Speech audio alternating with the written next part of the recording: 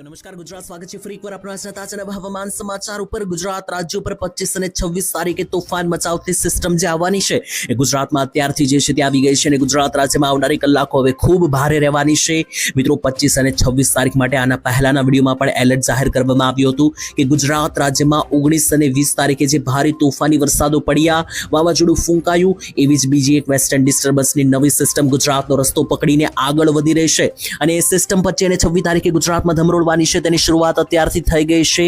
કચ્છમાં જે છે તે મિત્રો 23 તારીખે સાંજે સમાચાર આવી રહ્યા છે કે ભારે માવઠાઓની શરૂઆત જે છે તે થઈ ગઈ છે અને અત્યારે હાલ ગુજરાત રાજ્યના હવામાનમાં આવનારી કલાકો ખૂબ ભારે જોવા મળવાની છે। ત્યારે ભર ઉનાળે ખતરનાક વરસાદને લઈને હાઈ એલર્ટ પણ આપવામાં આવી શકે।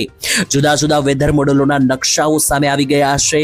નકશાઓ જોતા એવું લાગી રહ્યું છે કે ગુજરાતમાં હવે પછીના આવનારા દિવસો ખૂબ ભારે રહેવાના છે અને આટલું જ નહીં, અંબાલાલ પટેલ જેવા હવામાન નિષ્ણાંતોએ તો આગામી 10 તારીખ સુધીની એટલે કે 10 એપ્રિલ 2026 સુધીની આગાહી જાહેર કરી દીધી છે। આનાથી તમે સમજી શકો કે આવનારા દિવસો કેટલા ખતરનાક બની શકે ગુજરાત રાજ્ય માટે। ત્યારે આવનારા દિવસોમાં શું થવાનું છે, આવનારી કલાકોમાં શું થવાનું છે, ખાસ કરીને તારીખ વિશે વાત કરીએ તો તારીખ 24 વહેલી સવારથી લઈને બપોર પછીથી લઈને મોડી રાતના 12 વાગ્યા સુધી જે છે તે મિત્રો કેવું વાતાવરણ જોવા મળશે એની વાત કરીશું।